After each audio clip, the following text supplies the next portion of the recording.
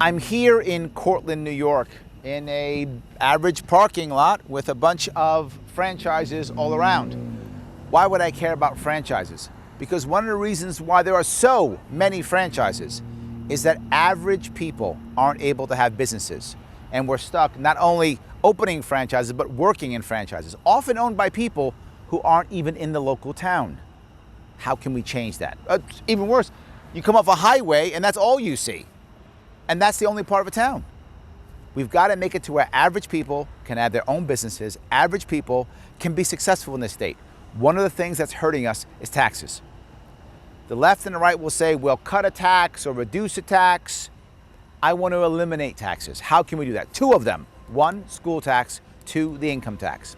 We can create a fund here in New York State, the New York State Social Trust, similar to what they do right now in Singapore or in Norway, that can help pay for the services here in New York State. It's not taxes. Not taxes. Paid for by permanent capital. That comes in. The big businesses and the bankers and financiers that are right now buying up all our homes will instead put their money right here and help pay for our schools. Once they do that, within 2 years, no more New York State school tax. When that happens, the average property tax goes down by about half. Imagine the average homeowner in New York State, their property tax cut in half. Imagine we could maybe delay some of these rent increases, actually stabilize some of the housing market, and people could stay here.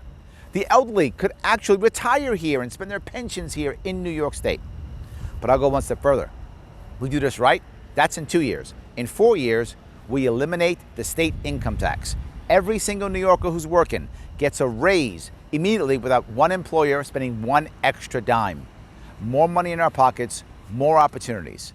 Opportunities are critical. Affordability, critical to bringing people back to the state and having them stay and not go away. We need a new way of thinking about taxation in New York State.